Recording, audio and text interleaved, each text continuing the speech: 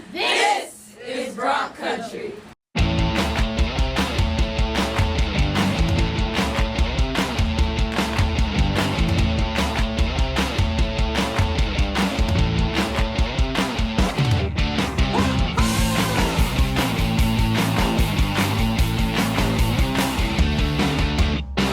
Welcome to Bronc Country. I'm Jonah Goldberg.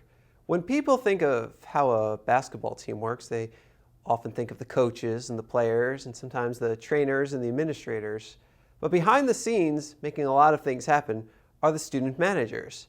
The head manager of the UTPA men's basketball team is Rafael Alvarez, and that, in and of itself, is a Christmas miracle. Romeo Villarreal has the story. In spring of 2014, Rafael Alvarez will become the first member of his family to graduate from college. Ralph is currently doing work study as the head equipment manager for the UTPA men's basketball team, and early on in his college career, it became quickly apparent that Ralph was meant to lead. I got introduced to Pan Am, obviously through orientation, but really Bronc, what's it called? At that time it was called Bronc Camp, a freshman camp. And where we got a mentor, where we got introduced to the school, did little fun activities. That was before Bronc Grande existed. And I remember the ambassadors program existed back then, and I got a mentor through there, and he showed me around. He did a great job with me, and through Bronc Camp I became more social, more open-minded, more active, definitely more daring to be, to stand out and to be part of stuff like organizations. Since then I progressed. I was in Leadership Academy. Since then I went to Leadership Institute. At my freshman year I was like maybe one or two freshmen. I went to a lot of leadership organizations my freshman year, my sophomore year. In just a short period of time, Ralph has grown very close with the men's basketball team and believes they have what it takes to do big things this season and every other season after. This team really has a different feel. I mean, I wouldn't know about other teams in the past. This team the locker room is very united. And then you can tell that this new coach and this new coaching staff is big time, and they're very serious about winning. So, and you can tell by how they coach and how serious they take their job and how well they take care of their players. And that carries on from the coaches to the players and to the staff, like that work around them. So it's fun. I mean, I'm friends with all of them. They treat me right and make me part of the team. And it's been an experience so far. While today Ralph is settled down here at UTPA, things weren't always so easy for him. He faced a long series of challenges just to get here and to make it where he is today, the first of which happened when he was only 5 years old. I remember so vividly that, the river was streaming. It was fast rapids. It was up to like maybe his chest or his stomach. And then he pulled out a big tractor tube and he inflated it. Then my mom got on. And then it was my mom and my mom's womb. She was like 6 months pregnant. And then it was myself on top or to the side, I don't remember. And then was this dude, this coyote just pushing it, just through the rapids. It was very slow, but we got there. We got there slowly. Then he just inflated it and hit it, and we took off. It was that one part. I mean, there was so much to it, but that one part I remember so vividly. My mom even said I got mad because I didn't get to get wet. Because, I'm a little kid trying to get wet, but I didn't know what was going on. But what was really going on is me leaving home, going to another new home, new everything. Ralph was soon enrolled in school and learned English very fast. He was quickly placed in advanced courses by his teachers who saw a lot of potential in him. I was in a bilingual class that first year, and then by my second grade, I was put in a GT program. I was put in all English class already. So from then, I picked it up real quick. I remember loving school. I remember enrolling myself in summer school just because there's not a lot to do at home. We live with farm animals and there's not a lot to do. So I liked school. I remember elementary, middle school. I liked school that much that I didn't miss, and I went to go even if it was summer school. I appreciated it. It was like a privilege because we had nice things. We had food. We had air conditioning, all that stuff. Ralph is a humble student. He was one of my humble students. He was very well mannered. Good family values, and very studious. Always wanted to know what was going on, and he always doing his work on time. You never heard anyone talk bad about him. His teachers loved him. He was a very good student, so he stood out. Roxanne Garza is the college advisor for Rio Grande City High School. She was one of the people that showed both Ralph and his parents that college was still a possibility, even though Ralph was undocumented. Well, a lot of those students are reluctant. They don't think they can go to school because, of course, a lot of them are reluctant because of immigration. They think that the Border Patrol will get involved when they're doing their financial aid, when you have to ask for documents for verification and stuff like that, and when you do the affidavits. And then a lot of them, of course, the money. How are they going to pay for school? So they only qualify for state aid, not government aid. But Ralph would come into my office. Of course, he was an excellent student. He would take AP classes. He was doing the DAV program and all that. And just in talking to him, telling him, what are your plans? What do you plan on doing? And he was kind of reluctant at the beginning, but I told him about the different options that were available to him, and he applied to Pan Am. Pan Am was his first choice, and we did all the paperwork. Spoke to the parents. The parents would come in regularly to meet with me, and trying to convince them, he has to do this. Give him a chance. He's able to go to school, not to be afraid, because that's the parents are very reluctant, But then talking to him, and then they came over all the time, and just in conversation, they grew to the idea that he could go to school. From if you're in my situation where you don't have papers or Social Security or anything, you really look forward to one day getting married. That was the end cause.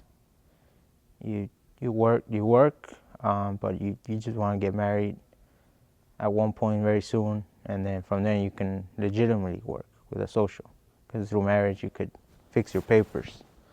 But and at one point I was gonna accept that, but it wasn't until the semester before and it ended, which is in my senior year, my counselor really pushed me to apply to financial aid and to colleges, and I really didn't know why, but I did trust her, so I did it anyway. And when I got accepted to UTPA and got awarded some money, not all of it, not a lot, because I'm limited to the funds, but nonetheless some, then it became a possibility. Then me and my parents collected resources to really try to make that happen. So it was until after graduation where it was becoming more of a reality that I was going to go to college, to Pan Am. And here I am. Madness is calling. The 2014 WAC Men's and Women's Basketball Tournament. March 12th through the 15th at Orleans Arena in Las Vegas. 16 teams battle through the brackets on their way to the big dance. Be there to see who will go home the big winner. Ticket packages on sale now at UTPABronx.com.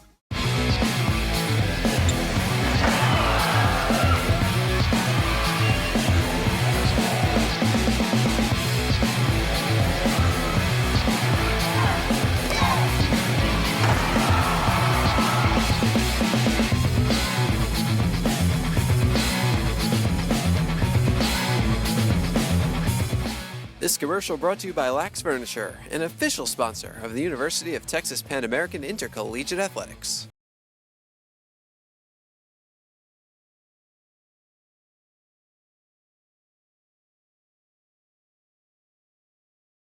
After one particularly rough spring semester, Ralph found himself in financial troubles, which led to one of the hardest times in Ralph's life.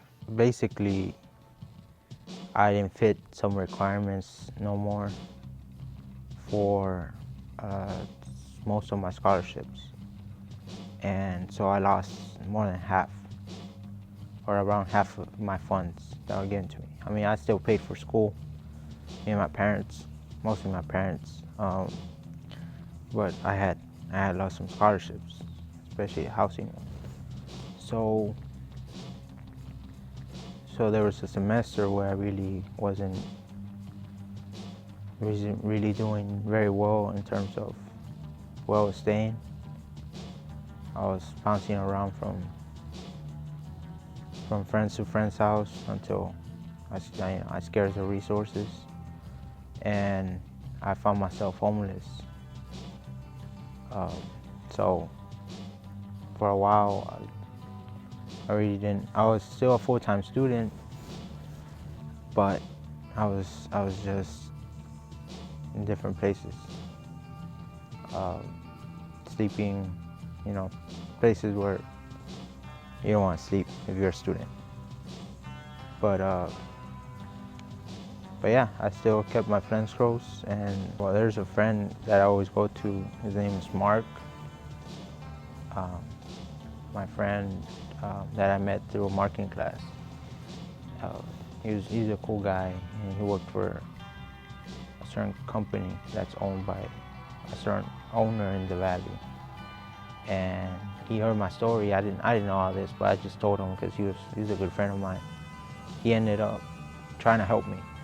Actually, he's one of very few people I told, but because he just don't want to share that information. But he was a guy I trusted, and sure enough, was a good guy to trust, because he said it would help me as much as he could. You gotta understand, at that point, or like in my circumstances, you can't really get a loan, you can't really help yourself, you can't work obviously, so you're just stuck. So he took it upon himself to help me out, and he was really just gonna take a loan out for me, but what he ended up doing was telling his boss, or the owner of where he worked, my story, and he ended up helping me out. He made a contribution, and him and one of the administrations completed a scholarship for me to finish school. And that person in administration who helped Ralph out was Dr. Robert Nilsson, the president of the University of Texas Pan American, who, after being made aware of Ralph's situation, set up a scholarship in his son's name. I also talked to Dr. Cantu. That's the person you talk to when you have a student problem. So she's a vice president of student affairs. So you talk to her, and she was more than willing to help me out. So she had talked with Dr. Nelson. That was during the time that the owner was gonna help me out, the other donor, and they both contributed. And the deal was Dr. Nelson would help out with my meal, and that donor that helped me out, he remains anonymous to this day, but he helped me out with the room and board, or with the room. So it was the cooperation of Dr. Nelson and that donor that really, got myself back on my feet. I found out about it from the Vice President for Student Affairs. At that time, I didn't know that he was living in an abandoned house, but I heard about it. Another donor also heard about it, and he and I talked about doing something for Ralph, and so I found out in that way. I'm a human being, and one human being should reach out to another. That's why we formed a memorial for my son, and we've got a fund available for students right now, so that when they have emergency situations and they can't have what they need, they can come and we can give something from that endowment to them. Ralph is extremely grateful for the help he received from so many people, and is aware of what would have happened if not for their extreme generosity. I feel relieved I mean, I really did fight for it. I kind of not expected it, but was fighting for it. It was more of an achievement feeling, but definitely I wasn't gonna go through that again. It was pretty much the spring semester was gonna be school or it was gonna be work. It was gonna be school without, nowhere to live. So I felt, I don't know, grateful. I felt grateful. I felt like I had a second chance in my academic career, and not a lot of people get that.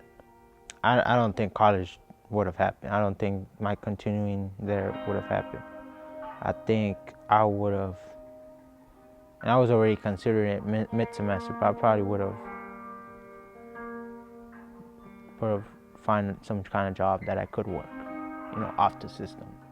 The system wouldn't let me work. So probably would have done that and figured out a way to come back to school another time when I could.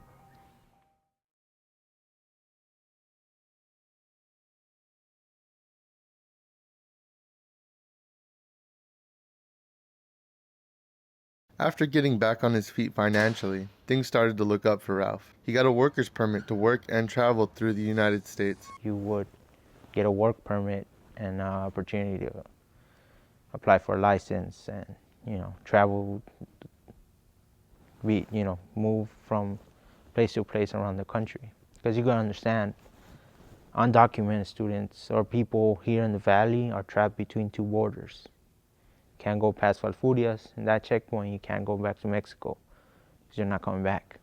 So that's why that policy was there, especially for us.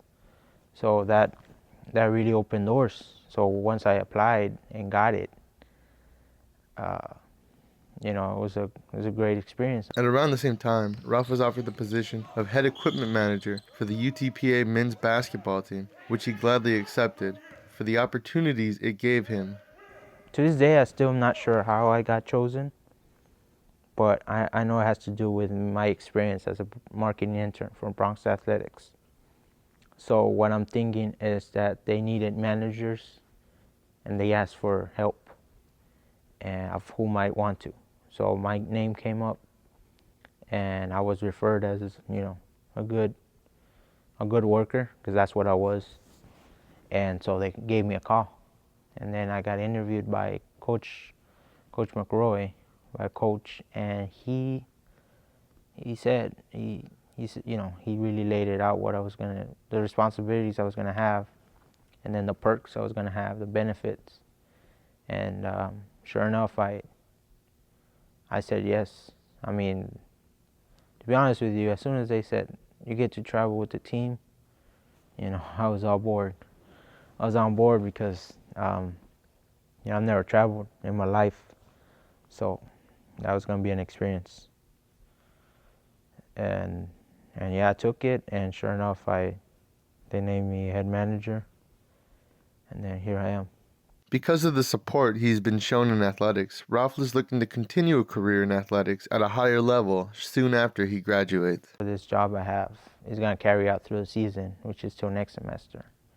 Next semester, I take only 13 hours at the most to graduate, so I'll be having a good balance. Hopefully with this experience with the team and working with Bronc Athletics, I can maybe continue my career in athletics. I mean, my dream job would be to work for the Spurs in the front office, in the marketing department. Not the Spurs, an NBA franchise. This is a very successful league. It's a multi-billion-dollar industry to be in athletics by itself, let alone basketball, which is a big sport in America. So I'm just gonna continue striving for a good career like that, because that's really what I want. After all the hardships Ralph went through, he has a message for his younger self and for kids in this situation similar to his own. I would tell them,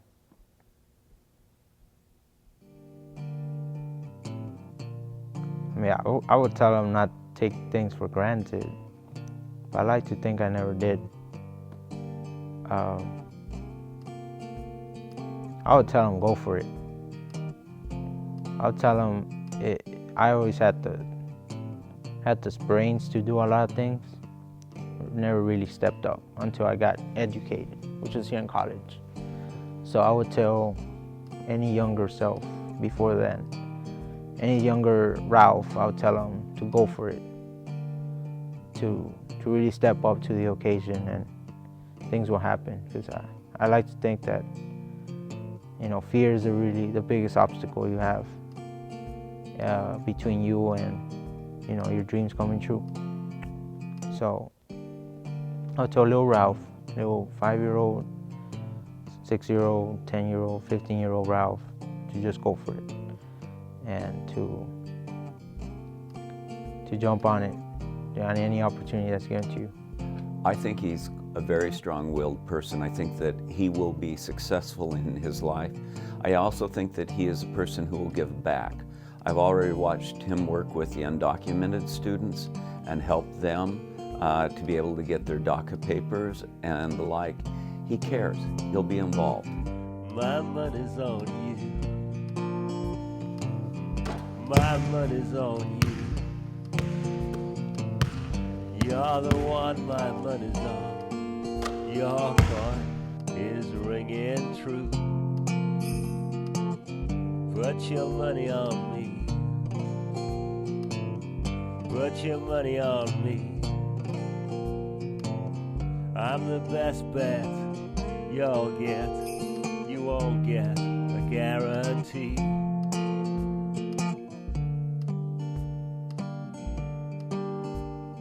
Madness is calling.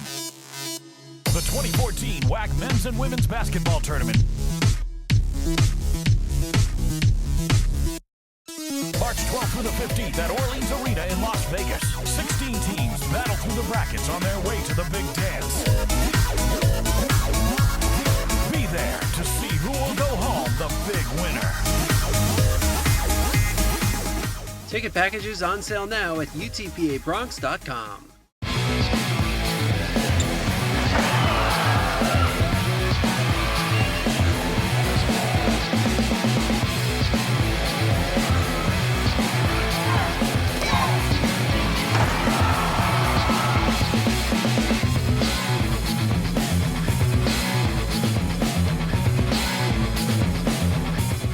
This commercial brought to you by Lax Furniture, an official sponsor of the University of Texas Pan American Intercollegiate Athletics.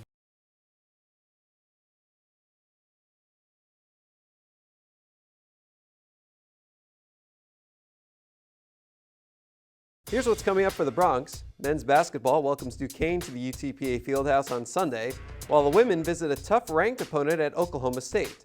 Both teams open WAC play for the first time on January 2nd against Grand Canyon. Now, if you want to guarantee your seats to see Bronx men's and women's basketball facing off against WAC competition, you still have time to get yourself some WAC packs. You can get reserve tickets to the Bronx WAC men's basketball home games for just $75. Women's WAC packs go for $25. Want one? Get out your phone and give the Bronx a call, 956-665-2221. We want to thank you for stamping your passport in Bronc Country this week. Schedule another visit for next week. But until then,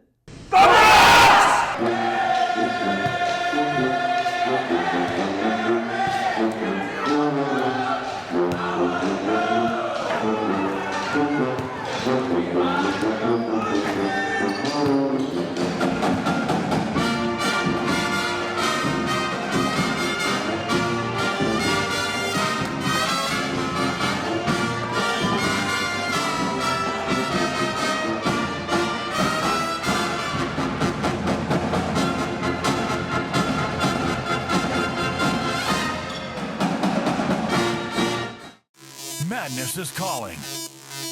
The 2014 WAC Men's and Women's Basketball Tournament. March 12th through the 15th at Orleans Arena in Las Vegas. 16 teams battle through the brackets on their way to the big dance. Be there to see who will go home the big winner. ticket packages on sale now at UTPABronx.com.